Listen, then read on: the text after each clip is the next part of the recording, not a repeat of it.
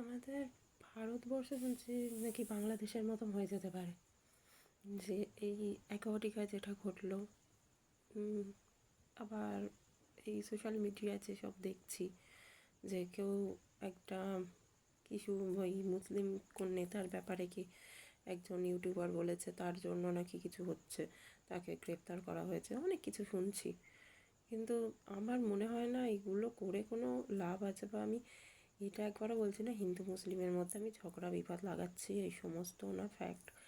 আমি এমনিতে বাঙালি, আমার সব সব ঠাকুরই ভালো লাগে, সব ঠাকুরের ওপরেই বিশ্বাস আছে, ভগবান বলে কিছু একটা আছে। এবার সে কীরকম দেখতে তা আমার জানা নেই। যেমন এই যে ওপরে জেসাস আছে, এই কালী ঠাকুরের সেটা হাওয়াতে উড়ে এখন উল্টে গেছে ক্যালেন্ডার। তো এরকম আমি অনেক ধরনের কথাবার্তা শুনছি, কিন্তু আমার মনে হয় যে যে ভোট ক্রোট হচ্ছে, নেতা মন্ত্রীরা আসছে যাচ্ছে, কিন্তু একবারও এই সমস্ত মানে আমাদের দেখে ফেভার করছে না। যে এই মুসলিমদের ওপরে কিন্তু অনেক ফেভার রয়েছে, কেউ যদি হেলমেট না পরেও যায়, মাথায় টুপি লাগানো আছে, মানে মুসলিম ওদেরকে কিন্তু চালান কাটছে না। আমি এটা আমার নিজের চোখের সামনে দেখেছি।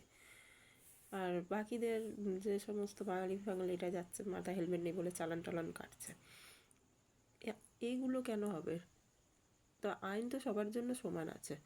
এই সমস্ত দিকে কেন আইন নিজেদের, মানে মুসলিমদের আলাদা, বাঙালিদের আলাদা, বা অন্য রিলিজিয়ানদের আলাদা, এরকম তো নয়।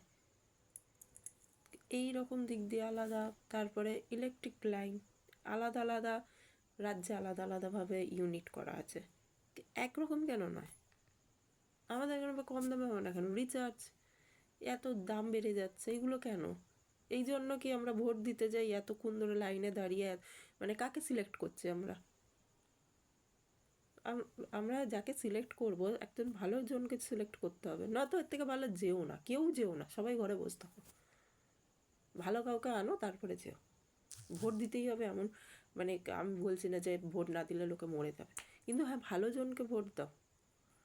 আর এই এই যে সকাল 3 বেলা আমরা নামাজ শুনছি, নিজেদেরকে মানিয়ে নিয়েছে, ঠিক আছে ভগবানের নাম ঠিক আছে, কিন্তু ওদেরকেও শুনতে দাও, বাঙালিদেরও কিছু আছে বৈশিষ্ট্য, ওরাও বেঁচে আছে এখানে, যে ওদেরকে একটু হরে কৃষ্ণ, বিষ্ণু নাম, হনুমান চল্লিশা এগুলো একটু শোনাও, ওদের জন্য মাইকের একটা ব্যবস্থা করো। মানে এখানে আমরা যদি নাও শুনতে যাই না, তো তবুও শোনাবে। ঠিক আছে আমরা মানিয়ে নিয়েছি, স্যাক্রিফাইস করে নিয়েছি, ওদেরকেও একটু স্যাক্রিফাইস করাও।